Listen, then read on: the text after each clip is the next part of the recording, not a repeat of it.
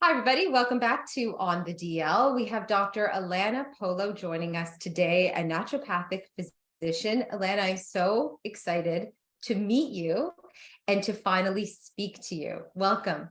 Thank you. I'm so excited to be here. Likewise, I'm so happy to finally connect. This will be good. So I want to tell everyone we've never spoken to each other. We've only connected on Instagram. We've sent each other many messages. I don't know how you came up on my feed, but you did one day, and I went, "Whoa, wait a minute, who is this woman?" And I just scrolled through your posts one after the other, and it was riveting. I didn't stop, and every time I would go onto Instagram, I'd look for you. I'm like, I want to find Dr. Polo. What is she putting up? What is she talking about today? Because I think that women, we have this innate ability to find like-minded women.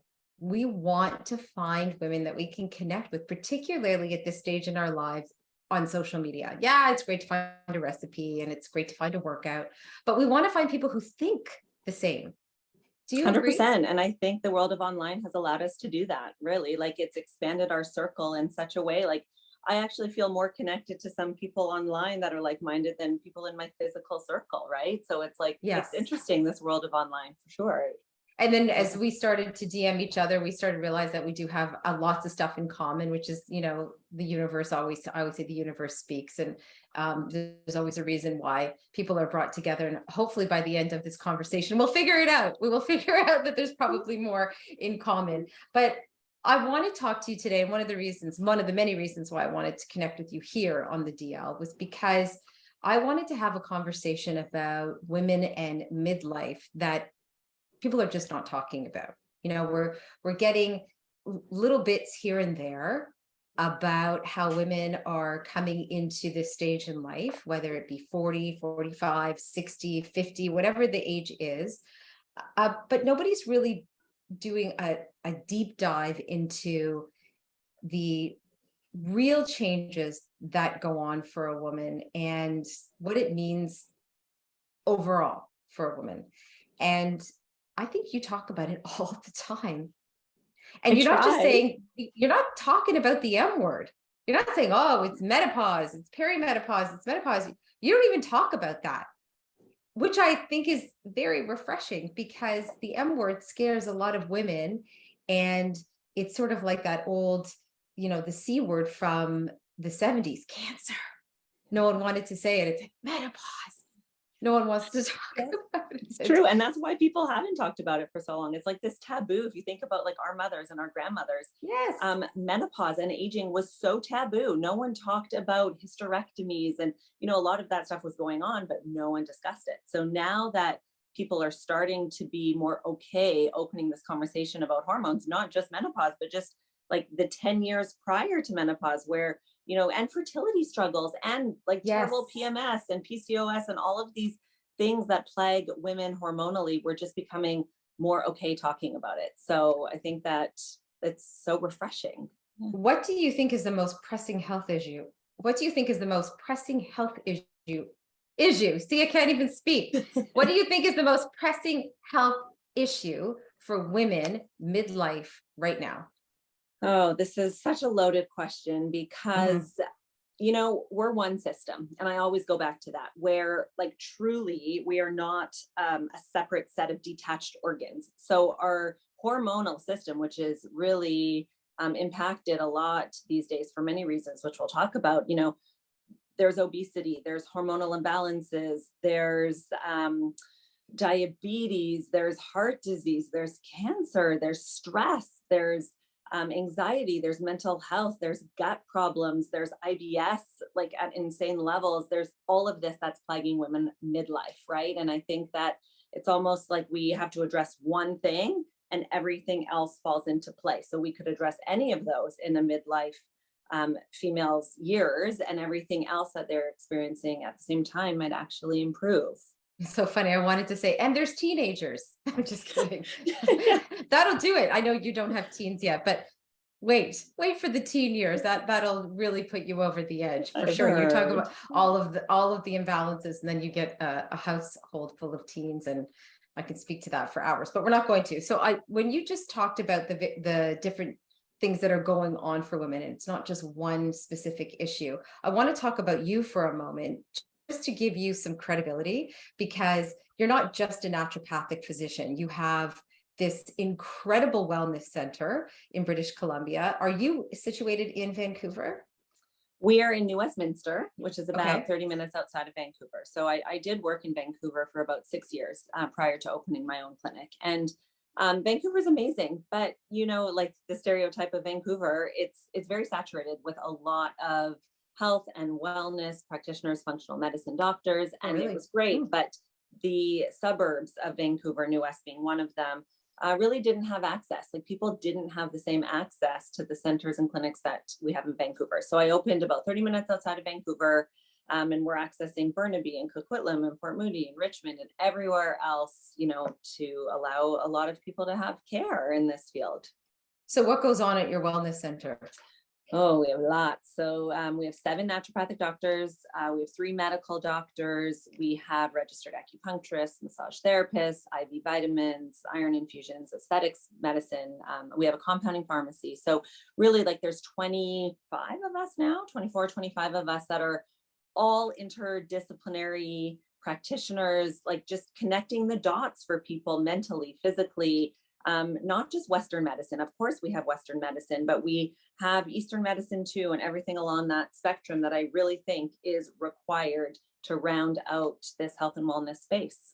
So I ask you about all the different aspects of Polo Health, of the clinic, because it brings me back to the idea of a whole person, a whole woman. So if someone comes into you at midlife at a certain age and she says to you, I cannot stand the way I feel, I cannot stand the way I look, and I need some help. So it's not just about, okay, we're going to put you on a diet and you're going to lose weight. We're going to cut your carbs. You're going to eat more protein. Hopefully you get some sleep and make sure you drink lots of water.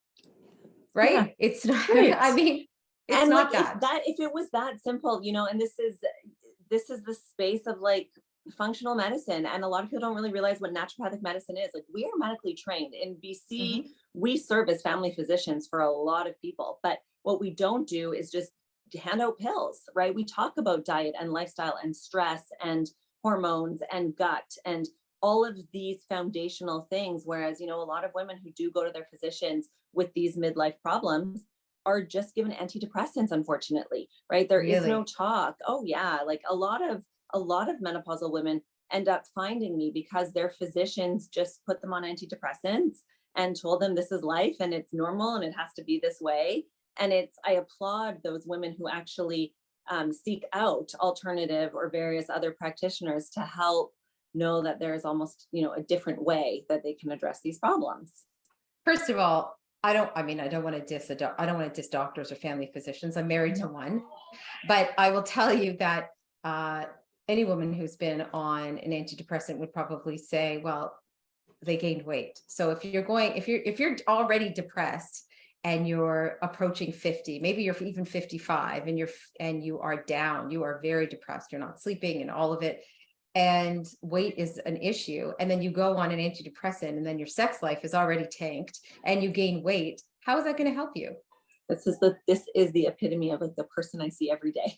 I have this Right? conversation every day. You're already stressed, you're already gaining weight, you feel terrible, you don't have a libido, you're down, you're low, you're moody, you're irritable, and that just exactly is what's perpetuated. So this is where lifestyle medicine comes in. I absolutely agree. I work with amazing family physicians. I think the important thing is the blend of the two. There is a purpose for both, and I think in this wellness space we have to, and I'm seeing so much more emphasis being put on lifestyle and exercise and getting outside and vitamin D and going for a walk, like these foundational things that help a lot of women feel so much better in all of those aspects.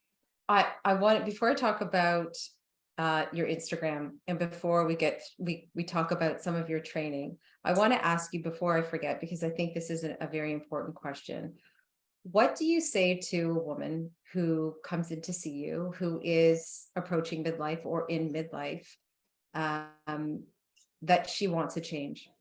She's just not feeling well. What's the She's first not thing you feeling say? well. What do Mhm. I want to give her hope. right? I think that that's the most important. Like, I hear you, I understand how you're feeling, but you don't always have to feel this way, and it's not normal to feel this way. I think just that validation for so many of those women who come in almost broken and lost, that validation, that hope that they can feel better, and that, if we do X, Y, and Z, the light will be there at the end of the tunnel, right? So just telling them it's common, right? It doesn't mean it's normal, but it's common. A lot of women don't feel well. I think, look at our society, look at the pressures we're under. So we all feel a certain way because of the life that we're living, but knowing that if we make certain changes and they're possible, that they'll start to feel better. Interestingly, I've said this before, but I've had my fair share with doctors and naturopaths and approaching midlife, and I started to feel like just crap, just like, what is going on? And I was told I'm going to literally, I'm quoting somebody. I don't want to say if it was the doctor or naturopath, because if they're listening, they'll know who they are. This person said to me, "Suck it up, buttercup." And literally, and I thought, wow, that's something I said to my toddler, and I didn't accept it. I said, Good. there's no way I am sucking this up. I am not my mother. We are a different generation. And I am not giving up my sex life, my body, my face, my hair, my mood. I'm not doing it. Yeah. And it takes work. I don't want women to think that, we're here and saying, oh, look at me, look at, I do crunches and I have abs, and it is a full-time job. It's a full-time job. Yeah, it is. And it's a little bit of an obsession, health. Yeah, I think, a lot of people make excuses, and I don't say that lightly. I understand time, we don't have a lot of time, but I also think that people aren't making it a priority, and it needs to become more of a priority. We need to make time for it. It is a job, but it won't become such hard work if it really does just become a part of you, right? Like, you and I both, same thing. We make time for exercise. We make time for fitness, for cooking meals at home, for making the broccoli that we make, for doing the anti-aging things we do, because it also makes us feel better, right? And when we feel better, we are better able to serve those around us. And you and I are both in that business of helping and nurturing and serving. And so we have to take care of us first. And I think a lot of women who I see midlife don't realize that they're actually no good to anybody. Their relationships are falling apart. Their marriages, their kids, their stress life, their work, everything, because fundamentally they're not taking care of themselves as best as they can be to tackle all of those other areas of their life that they need to. This morning, you said broccoli. This morning, 6:30 this morning, I couldn't sleep. I'm like, okay, what's going on? I couldn't sleep. So I came downstairs to make coffee, and I wanted to make broccoli, and there was no broccoli in the house because my husband ate all of it, which made me feel good. He finished the broccoli, but I had asparagus and cauliflower. So I decided to steam some asparagus and steam some cauliflower. Not that I was eating that at 7 o'clock in the morning. That would actually probably make me gag, but I knew that I wanted to have it in the fridge so I could snack on it later, and that there would be vegetables, cooked vegetables in the fridge for my family. And this is how I've changed over the last couple of years, because you couldn't have paid me to get out of bed and make vegetables in the morning ever before, until this stage of my life. And when you talk about exercise, I love that you share a lot on Instagram, but you always tie it back to, of course, wellness. And I loved your post. I don't know, maybe it was the other day when you said, look, I'm in my workout clothes. It's the end of the day. The last thing I want to do right now is go to the gym. Like, I'm in my workout clothes. I brought them to work. I'd like to go home. I'd like to go home in my workout clothes, but I'm making this a priority. Your posts are so bang on. I don't know, there's so many people on Instagram. Everybody's trying to hit it and grab those followers. But that's not what this is for you. I can tell. Like, you just connect with people on a level. That's why I want people who are listening to this, I urge them to go to your Instagram page, because every single day there's information that resonates with women. So the exercise one resonates with me because there was a time in my life where I would have to get on my exercise clothes and go to the gym, and I would loathe every moment of it. But I changed. I now exercise in my basement. My commute is down the stairs. I made it really easy for myself. Sometimes I wear pajama bottoms into my gym. That made it easy for myself. So I started to make these changes a few years ago because I had to, or I probably would have ended up in an office like yours in tears saying, help me, I'm so far gone. Yes. So when women are so far gone, what is the first step? What's the first thing you do with them? So you're bang on when you say it has to be simple, it has to be sustainable, it has to be maintainable. A lot of people, when they're feeling a certain way, want to make all the changes all at once. And like work out 5 days a week and change the way they're eating and start drinking all of these things and doing all of these things. That's not sustainable, right? No. One step, a baby step every single day that you can actually do. Drinking water, right? Like so many people just aren't even drinking water. So 5 things that are actually attainable that you can do long-term, sustainable, maintainable things. So yes, drink your water, take your vitamins, working out 5 days a week. Let's start with 1 or 2 if you're not working out at all, right? Let's go for walks around your block. Like the beautiful thing is, and you said it, you start to feel better. So it becomes addicting and that you want to do it because you feel better, right? I have to becomes I want to. And I think that shift is growth for people, right? Where even eating certain foods and eating sugar and drinking pop and drinking alcohol, like it also extends to that where you get to a point where you don't want to eat those things because of the way it makes you feel. And when you start eating well and eating clean and not drinking and going to bed earlier and getting up and doing what you need to do in the morning, it's so energizing that you want to hold on to that feeling. So it becomes a lot easier to stick with something when the results are just so satisfying, right? Tell me a bit about your credentials. Like we just said that you're a naturopathic physician. I'm reading your bio here. It's like lists of things that you've studied and you have done. So maybe just tell me a little bit about you. Well, I mean, a bit about me. I've always loved medicine. I mean, this stems from when I was younger, deciding what I wanted to be when I grew up, right? I knew I wanted to be in medicine. Ultimately, I thought about going into family medicine. I did my undergrad in biology with a minor in psychology because I loved that like psychological piece of the human body and the way our brains work. And I also loved medicine. But fundamentally at my core, lifestyle and like this health and wellness space is more who I am. It's always resonated with me. So in the world of medicine, like that is functional medicine, that is naturopathic medicine, like knowing the family body, but also realizing that we're one system and not a specialist of different parts, that's where I wanted to be. So I pursued naturopathic medicine after doing a U of A biology degree with psychology. I went to Toronto, I went to school there. And then post Toronto, just more studying on anti-aging medicine. So I did the A4M, which is the Academy of Anti-Aging Medicine. I did my fellowship there and learned all about hormones and bioidentical hormones and obesity and weight loss and nutrients, IV therapy, and then, some aesthetics training, of course, because I find when women feel better, they want to look better. They want to take care of themselves. So it bleeds into bioidentical hormones and, a little Botox and some anti-aging and some weight loss. And it's all just connected to like the self-confidence that a woman starts to feel when she's herself again. So Yeah, that's the world. it's vice versa. It's vice versa, right? A little Botox here, a little Botox there. You feel fantastic. Then you feel inspired to maybe exercise a little bit more. Exactly. I'm all for everything. I always say no judgment. Do what it takes to make yourself feel good, right? Not at the expense of others, but of course, like for yourself. But for yourself. So let's talk about hormones because you just brought it up.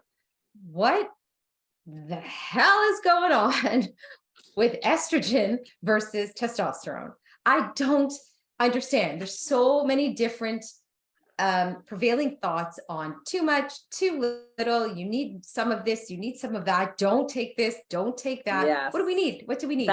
That's the world we live in. It's so confusing and so complicated. So for anybody listening, like go to a healthcare practitioner who actually knows what they're doing, who's actually trained in hormones, who will test your hormones. Like I think a lot of people are just randomly buying DHEA off the shelf in an American health food store, not knowing if they need it, not knowing how much to take. So hormones are beautiful, right? Hormones allow women to age gracefully. They protect against cardiovascular disease and osteoporosis and dementia and Alzheimer's.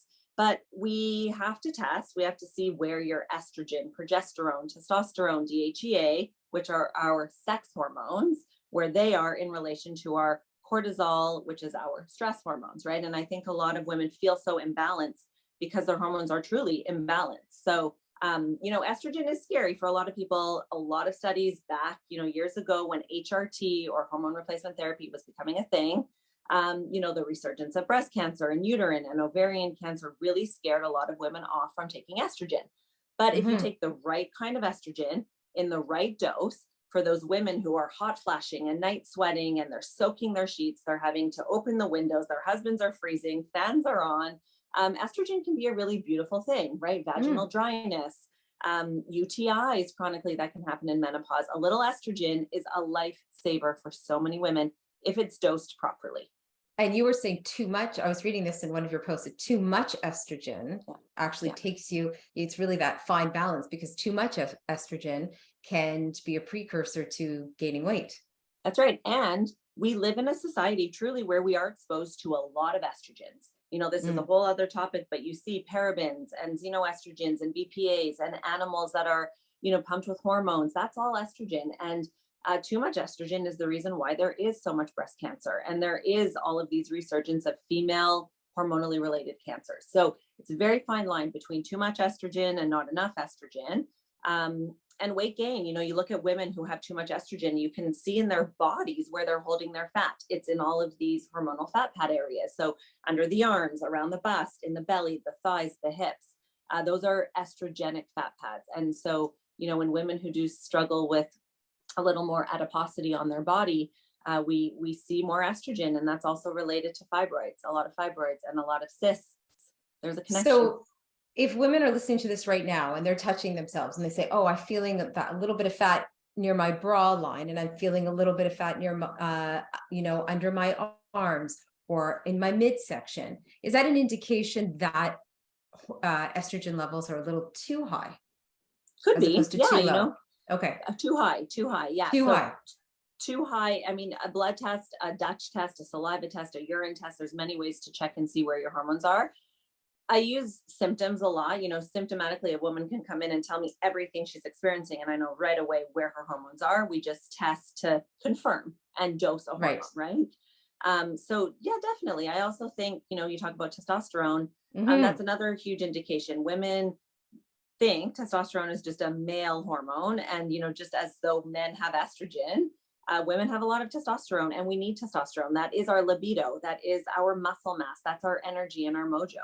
So women who don't have enough muscle mass, they haven't made exercise, a priority, and they haven't put on, the mass that they need, they might struggle with low testosterone. And that's why they're having symptoms of low testosterone. So working out, putting on mass, weight-bearing exercises, that will help balance your estrogen to testosterone ratio very easily. So what is DHEA, and why is it used for weight loss? And let's get into what it is and why is it being used for weight loss? So DHEA is produced by your adrenal glands. Your adrenal glands are those glands that pump out cortisol. I talk a lot about cortisol, adrenaline, norepinephrine, all of our stress hormones. DHEA is produced in our adrenal glands, and it's like a precursor to estrogen and testosterone. So in a sense, it's like a pro-hormone, where it helps our cortisol levels, it helps our adrenals, it helps our testosterone, our estrogen, it balances our hormones, it gives us energy, it fuels our metabolism. It's a beautiful hormone if you need it, right? So again, DHEA is available in the States. It's not available in Canada without a prescription, but that's probably the number one thing people are going and taking off the shelves without testing or talking to anybody because of what they've heard about its effect or its positive effect on metabolism. So I had, on the DL, we say things out loud that maybe we don't say in other places. So I'm just going to say it. So I had somebody I was talking with someone about DHEA, and she said, it just makes you juicy. You just feel juicy everywhere. You're just feeling so good. Every part of your body is lubricated and just great. Wow, that sounds really, I want it. I was like, that's nice, lovely. But we were also talking about the idea that people are using it for weight loss. So why for weight loss? Because, again, from a cortisol perspective, Cortisol is a stress hormone. A lot of women, when they're under stress, they gain weight, especially around their midsection. It's like that cortisol belly. Because under stress, like we're animals, right? Physiologically, we're animals. Under times of stress, you think about that fight or flight, sympathetic nervous system. Our body tries to self-protect. It stores energy for later when we might need it, right? So DHEA allows the body to modulate that stress response. It balances your cortisol curve. So your body isn't in this fight or flight self-preservation mode when it's taking DHEA, because it kind of tells the body that everything's okay and it doesn't need to store or reserve energy for later. So it all goes back to cortisol with DHEA, and that it's like Plinko, it trickles into testosterone. And for women, testosterone also revs our metabolism. It's a fat burner. So DHEA can be very helpful for weight loss for those two reasons. So how long can someone be on DHEA for? And again, how much? I was reading again one of your posts about the longevity of it and how much people can take. Yeah, so the doses vary. I would say for a lot of women, hormone replacement therapy, it's a question that people ask all the time. How long can you stay on hormones? The answer truly is for as long as you want to feel good, in a sense. Like I have some 80-year-old women who are on hormones and they will never come off of them. You want to take some hormonal holidays every 5 years or 10 years, but like truly the amount of You do? 70, pardon? You do? You have to take women? a hormonal, you have to take a hormonal holiday? Oh, you do. Yeah. So some of the guidelines are like every 5 to 10 years, it's wise to come off of hormones for a little bit of time. But so many women don't because they don't want to. Yeah. Yeah. Please don't make me taking true. away my sunshine. That would be It's true. horrible. Progesterone is like a sleeping pill. So many women like swear like progesterone is their crack. They come in and they're like, I need my crack, because that little pill, that little white prometrium helps them sleep like a baby. And going through these midlife changes, sleep is the first thing to be impacted. So taking that away would be a shame. But there are some guidelines that, you should go off hormones, but many women don't. I know my doctor actually many years ago told me that his mother at the time was 90 something and she was on estrase, which is estrogen, right? Estrase. Yeah.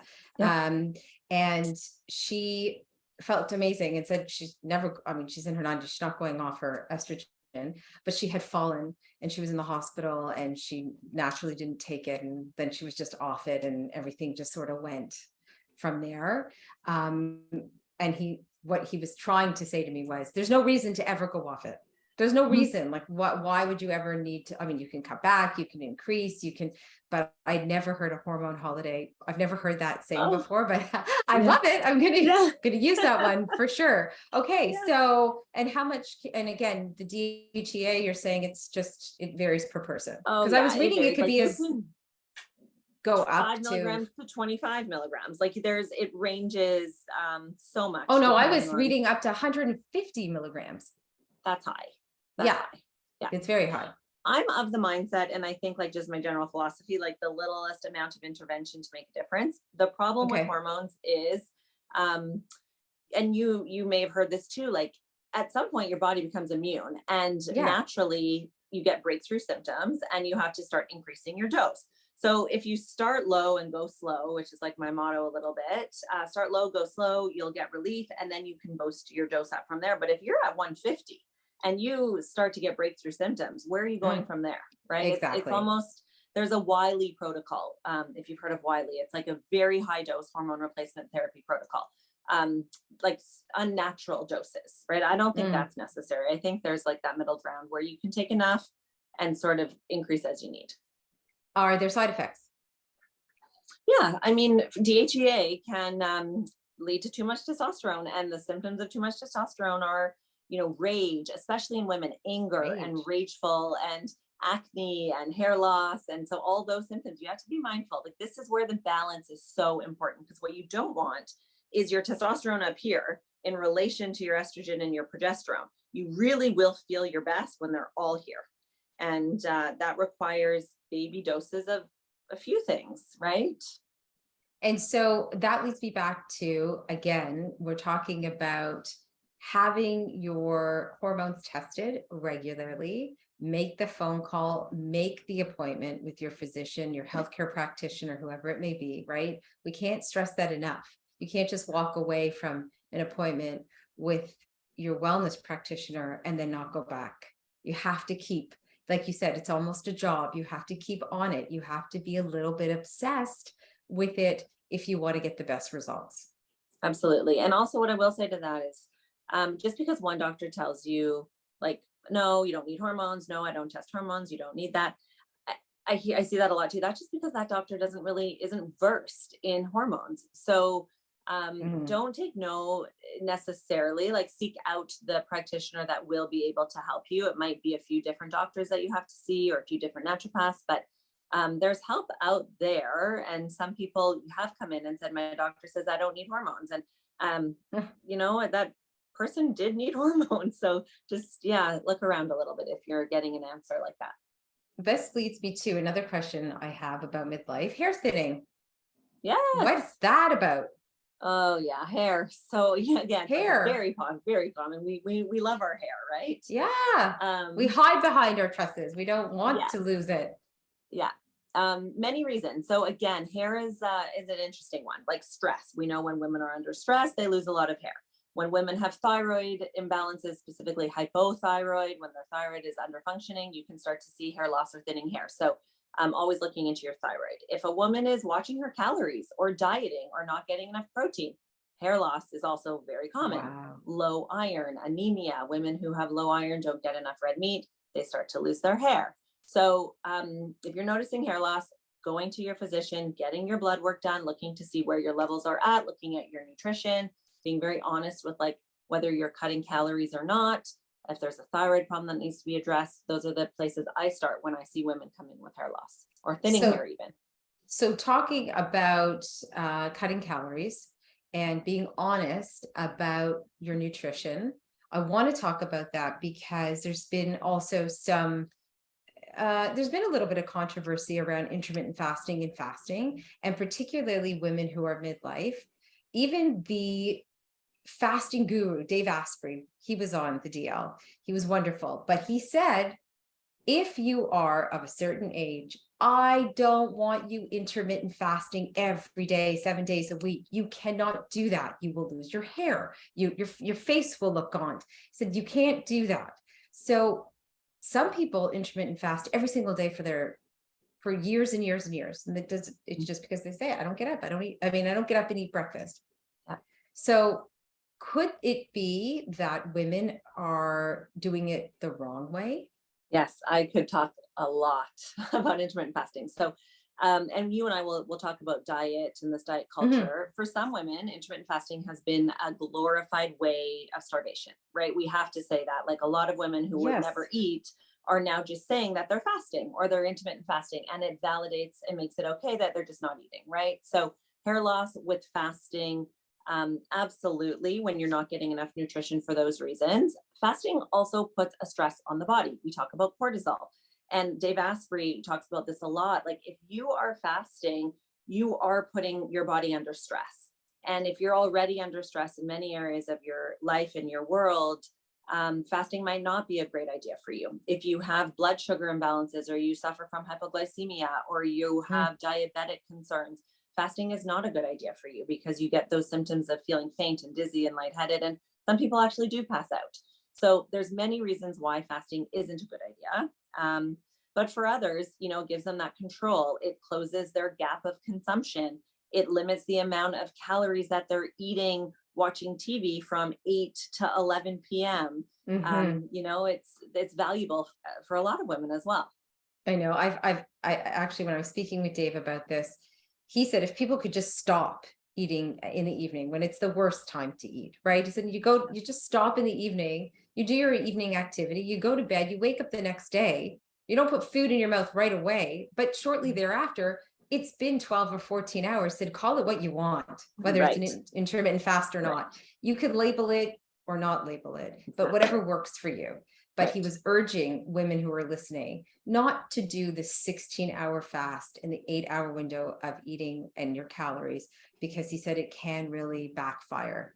Some women are consuming far too many calories because they're starving in that 8 hours. So you're really not doing very much for your body. Right. Exactly. Even though you've been in ketosis, right? Maybe you're losing your hair, but you're not really doing much for your body. So I really wanted to talk about it because there's been so many different ideas out there about intermittent fasting. Yes. It's difficult. It is difficult. And you have to do what works for you. Like people, human nature, we like to have rules, especially when it comes to food and eating. Right. And so it's like so much bigger when you are put into a box of like what it's called. It has to be called something. Whereas like really paleo is just like how we all should be eating, but we call it paleo. And fasting is just, giving yourself a break. And that's why it's break fast. We break the fast with breakfast. So yes, we've all been fasting, but we haven't labeled it, right? It's this need to sort of call something what it is, when truly it just goes back to like the way our bodies are intended to live and be, right? Not going to bed with full stomach, so that we have the proper hormonal production and growth hormone and melatonin and serotonin. All of that is produced when we have deep restful sleep, and we're not getting deep restful sleep when we're eating right before bed, which many people are. So what would be your suggestion, particularly women at this stage? When should they stop eating in the evening? How many hours 3 hours before bed? before bed. I am all for 3 hours before bed for that reason. Like you That's don't want to get that's not hard. No, but it is actually hard for so many people because they're eating late into the evening, but they're getting up to pee. They're eating and drinking. They're having a glass of wine, right? And then their sleep is interrupted because they're getting up to go to the bathroom. Then they don't get back to sleep, and then they toss and they turn, and that's a whole other conversation. 3 hours before bed gives your digestive system a break. It shuts everything down. A system that should be shutting down at night should not be given energy, which is a calorie, to rev up at night. It sends the wrong signal to our body and our digestive system. That's why so many people on the weekend feel awful, because they're eating late, they're drinking late, they're not getting enough sleep, and then they're just bagged by Monday morning. That was not a restorative weekend at all. Yes. And that's you liked, sorry, on again? Instagram, you said you liked the thing about like retoxing on the weekend to detox on Monday. And that's exactly what you just said, right? Yeah. I don't like this idea of not restoring on the weekend. I don't like the idea of diet culture where you wake up Monday morning and you say, oh, I'm going to start all over again because it's Monday.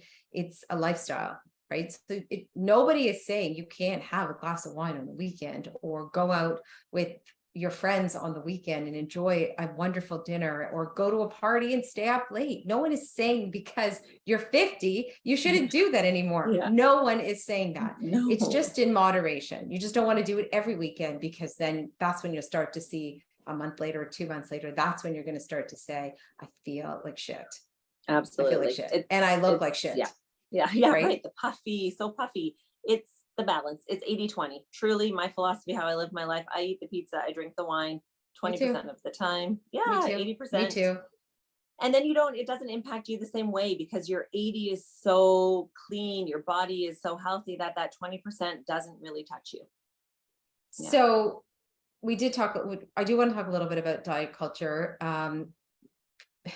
I don't know why this is, and I'm guilty too, is that we think, or I used to think, that as women age, they don't care as much about their body and dieting. So the older they get. And I know 70-year-old women, 75-year-old women who count every calorie, who exercise every single day, and laugh at me that I even would think that about them. That they're like, no, it just keeps getting more and more intense as the decades go on.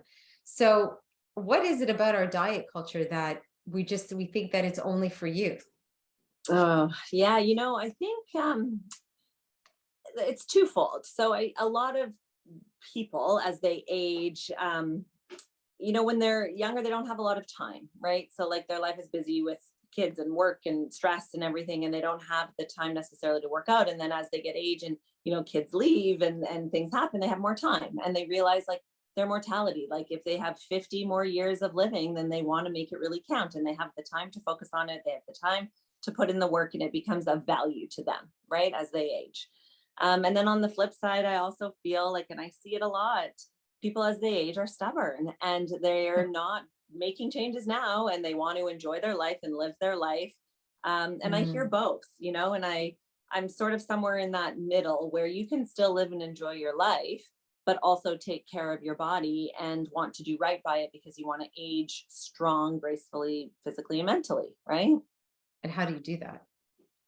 It's all the things that go back to our job, right? You have to.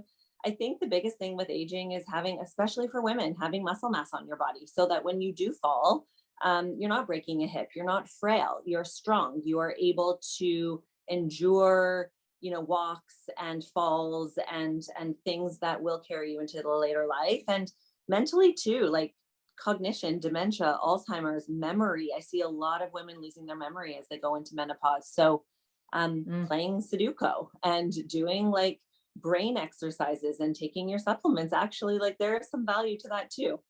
Okay, let's talk supplements. Supplements. Let's talk supplements. I am a Yes. huge fan of supplements. People think I'm a little bit nutty. I've always been a huge fan of supplements. Notwithstanding, it's not that I'm not getting enough in my diet. I just feel like, especially if you've ever traveled outside of Canada, particularly if you've gone to Europe and you see how clean and incredible their food is, and then you come back here, you say, "Oh my God, an orange here or a lemon here is not the same thing as an orange or a lemon in Italy." Just saying. Sure. So I always feel like, this time of year, I want to take more vitamin C. Even though I'm having grapefruits and oranges and kiwis, I'm trying. I just feel like it's not enough. Yeah, you're not wrong. I think over the years, and people can talk about this, the integrity of our food, our Mhm. soil, the nutrients, the travel. It's not local, it's not in season. Of course, like the nutrients in our food has changed. We also have a really poor digestive function as a society. Like a lot of people suffer from acid reflux and GERD and bloating and gas and IBS. And that tells us that we're not absorbing the nutrients from our food. So you might be eating all this great food, but if you have a lot of digestive problems, you're not absorbing the nutrients from your food. So Mm. supplementing, I'm a big fan. I also love, a lot of supplements. I think like it's very individual. So there's many ways to look at supplements. I think that, we do have access to blood tests to tell you specifically what vitamins and minerals a person is deficient in so that we can tailor their vitamin routine to their lab work. Outside of that, there's definitely, 5 to 10 that I think are great for everyone to take across the board from general health and wellness. And then we can specifically tailor certain vitamins to people who have, for instance, osteoporosis or poor memory or inflammation or joint pain or arthritis. Like then you get to get into the specifics, if that makes sense. But for women who are midlife, Yes. I mean, I don't want women to run out to their local health food store and just grab anything. They need consultation. They need to know what's right for them. But what would you say, other than vitamin D and vitamin C and zinc, we know for colds and flu, particularly Yeah. this time of year, what is it that really needs to be part of that regiment, supplement regiment? Yeah, so yes, vitamin D, of course. Omega 3s, brain Mm-hmm. health, heart health, cardiovascular health. I'm a big fan of omega 3s. B vitamins, B complex, not Mm. just B12. Women and people under stress deplete their B vitamins rapidly. B vitamins are amazing for stress. They're also great for metabolism. So a B vitamin is important. A probiotic is important for gut health. Collagen from an anti-aging perspective, big fan for Mm. your hair and your skin as you age. Multivitamins, same. I'm not opposed if you're eating well, you might still benefit from a multivitamin. So yeah, those are my biggest ones, like a B, a Okay, D, an omega, a probiotic, a multi, a collagen. that's a good start. Talk to me about B12 and B12 injections. Yes, B12 injections are amazing things. Mm-hmm. Yeah, I do a lot of B12 injections. They give you a boost of energy very rapidly. So women coming in tired, down, depressed. B12 has been shown to help with depression and mood. It helps with weight loss. It helps boost your metabolism. It gives you a big boost of energy for a few days post injection. So naturopaths do them, but family doctors do them a lot too. You can go to your family doctor and ask, and you don't need a blood test to check your B12 to get a B12 shot. I think it's something that people can benefit from regardless of whether or not their labs show that they need it. Most of us are low in B12 actually. B12 is found in red meat and eggs. And yeah, I see a lot of low values on blood work. So Interesting. okay, I've yeah, never had a B12 shot. I'd love you need one. one. Yes, I I wish I could give I'd you love one. I know I'd love one. But haven't found a doctor that would give me one. So no, including my husband, he's not allowed to doctor me. So no, there's Right. nobody. Um, I want to talk to you about sugar. Sugar, sugar, shoot me in the head, sugar. Sugar, it's everywhere. I do not know what happened to me or what is happening to me. It's a takeover. I hit a certain age and it's like a takeover. I'm like a toddler again. I crave sweets. I want Really? sweets. Well, not so much now. I did a few years ago, and again, my health practitioner was saying it's COVID. We're all isolating. Everybody's baking bread. Everybody's Yes. online We're getting bored and stressed. we're drinking Yes. too much red wine or white wine, Mhm. whatever you fancied at the Mhm. time. Mhm. And that's why you're craving it. The more you eat it, the more you want it. True. But which I get, and that makes sense. But for myself and my friends included, everybody, I mean, it's like, I don't know when it's the nighttime cravings. Yeah. So I've Might heard me different too. things. Yeah. So it's not just women who are like post 40, post No, 45 into no, 50. dark chocolate. I eat a lot of chocolate actually. Like I do Okay, crave sugar. I crave sweets. no, Yes. we're not talking dark chocolate, okay? No, like Let's just call a spade here, Lynn. Okay. I used to eat before I went on the air every day. I had a chunk of dark chocolate and at least 2 handfuls of blueberries. Anybody who works with me or worked with me in live TV knows that was my jam. I always used to have my blueberries and my dark chocolate. Whatever it did for me, I'm like, I need it. Used to have it like 15 minutes before, boom, I was on the air and I was like, I could shimmy my way through a newscast. Okay. Not a word of a lie. Dark chocolate doesn't do it for me. I love it, but it's not the same craving. no, No nothing way. like a good, yeah. So many What reasons is for it? sugar. I mean, sugar is addicting for sure. Sugar now is in everything. Like if you actually read labels, it's I in know. everything, places Not it should not mustard. be. Not Not mustard, mustard. not mustard, except Dijon mustard. I've Not. seen balsamic and some sugar. So again, it's some places you would never even think. Are you Um, proud of me that I know that? I am proud of you. Because I Yeah. gave up eating ketchup. I eat it sometimes, but I don't eat it the way I used to eat it. And I'd rather Yeah. have just mustard now. You're right. Me too. No And you are sugar. right. People don't realize the sugar in like teriyaki sauce and Oh ketchup and no. barbecue sauce. You're Oh slathering, no. people slather, steaks and burgers and barbecue sauce, and that's a No. lot of sugar. No. Um, Won't have Also it. fatigue. Like when people are tired, their Okay. bodies crave sugar. It is like Okay. our bodies are beautiful things. They really just want to help us. So you have to always look at like, what does my body need? Why am I craving sugar and carbs so much? Am I tired? Did I not sleep last night? Sugar is quick energy for the body, right? So naturally we crave carbs and sugars when we're tired. So look at that piece too. So at Caffeine, night. all of it. Yeah. So what do we do about it? So I mean, the reason why I'm saying, because again, are there supplements that could regulate these cravings or blood sugar? Is there Yes. something that you could like, is there higher doses of vitamin D? Is there something like, is there Chromium. something chromium? Yeah. So yes, Mm. if you're really craving sugar and it's like a real need, some people Mhm. say that could be a magnesium deficiency. So you could look Mm. into magnesium, but also chromium regulates your blood sugar. So you also have to look at your blood sugars. Are you insulin resistant? Are you pre-diabetic? Are there actual physiological blood sugar imbalances going on that are causing that innate need for sugar, right?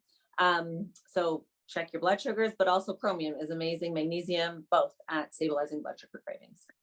So I have interviewed a couple different registered dietitians on this show, and one of them had said you might want to think about increasing fruit in the daylight hours only. So even as the sun sets, no more fruit. And think about that. That might help with sugar cravings at night, particularly women, and increase your protein Yes. during the day.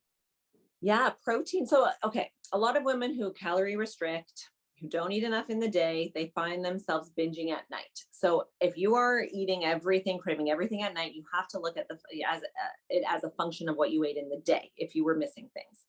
Sugar roller coasters, when you're eating a lot of carbs and sugars and not enough protein, you're riding this roller coaster of sugar highs and then crashes where your body wants sugar to put the energy back up, and then you crash and then you need sugar, and it's a roller coaster.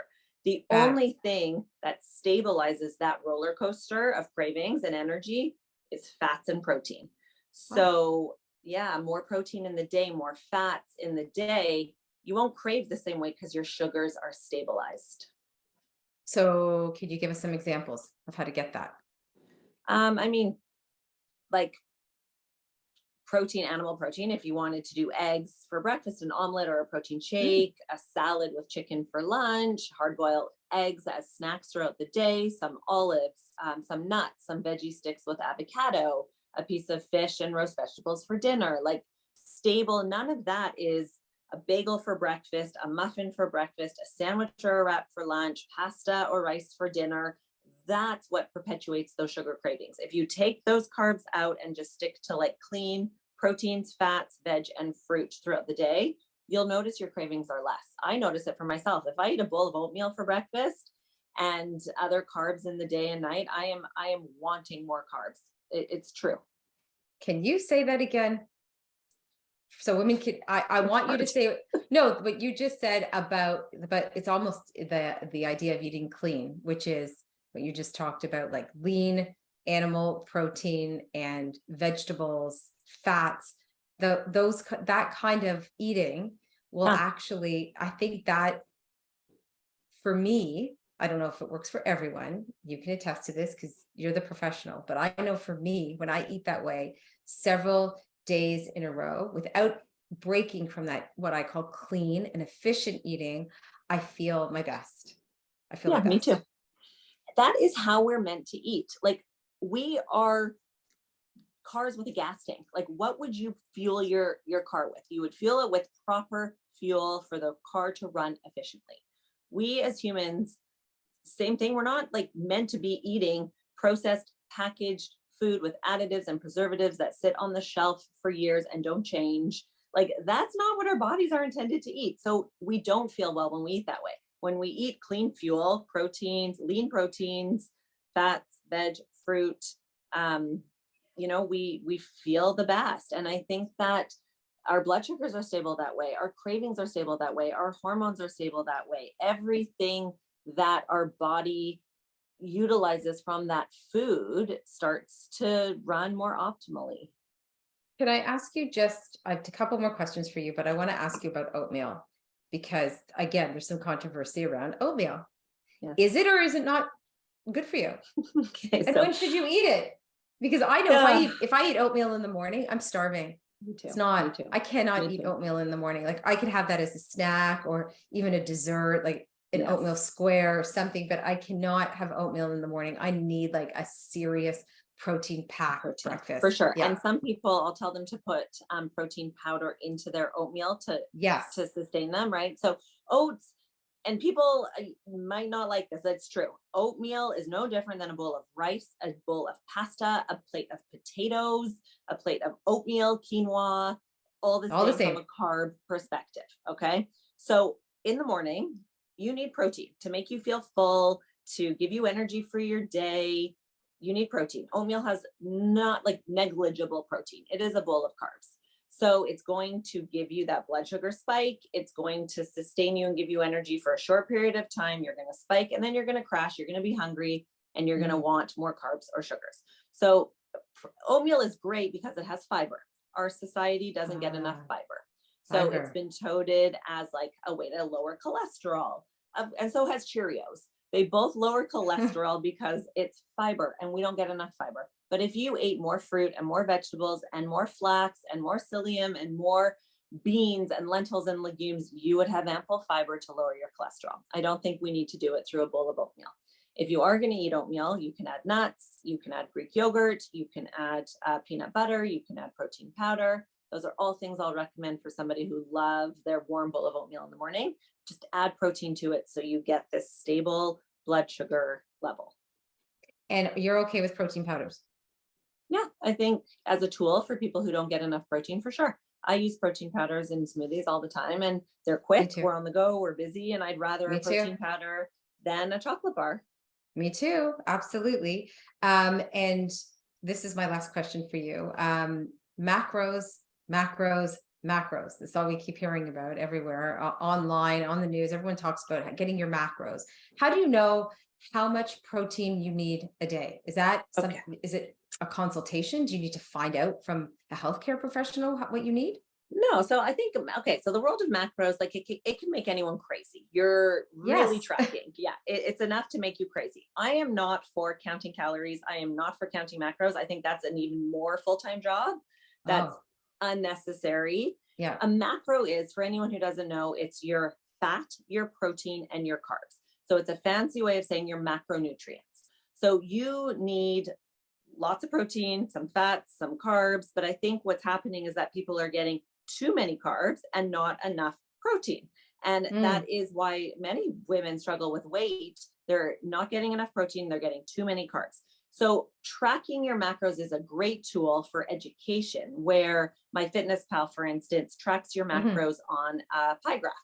And if mhm, you did a week or two of tracking what you were eating every day, and then looking at your macros, your eyes will be opened very quickly to how many carbs, how many fats, and how many proteins you are getting. So I think it's an exercise for a lot of women who are struggling with their weight to do, because I think knowledge is power, and seeing what you're eating and how it translates to your macros can help. But if you're just focusing on like that rough number of 20 grams per meal of protein for someone who's not overly active, like I think that's, 60 to 80 to 100 grams of protein a day for a female is amazing. And then, subsequently adjusting your carbs and your fats accordingly, right? If that makes sense. You, it does make sense, and I appreciate that. I have to tell you that if I could do my life all over again, one of the things I would do is I would become a naturopathic doctor. Oh, you'd be a great naturopathic doctor. I've always been a little bit obsessed with health and wellness, and it's become more and more as I'm aging. I don't like to say anti-aging methods. I would say pro-aging. I want to Mhm. age properly, and I'm embracing all of And it. you are, look at That's you. Like nice of you you. are Thank living you. you're walking your talk and your walk, I'm like you trying. really are. I'm Yeah. trying. I'm really trying. And that's why I like to have these conversations. And I'm so grateful that you took so much time and spoke to me today about this, because I know people, and particularly women who are listening to this, it will resonate and it will make a difference.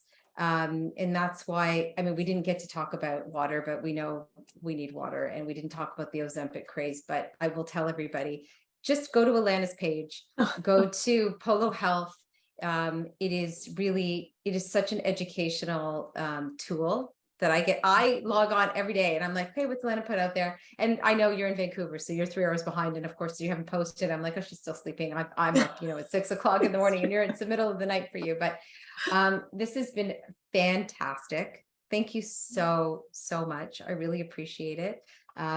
If there's anything that I haven't asked you about, you want to add, please let me know.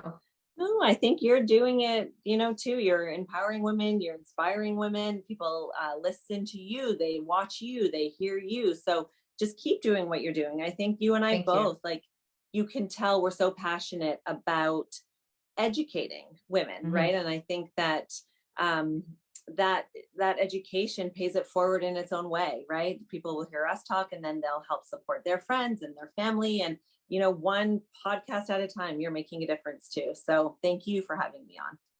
Thank you, Allana. So everybody, Dr. Allana Polo, you can find her, of course, on Instagram or polohealth.com, correct? Yes, yeah, Okay. polohealth.com, or my Instagram is dr.allanapolo.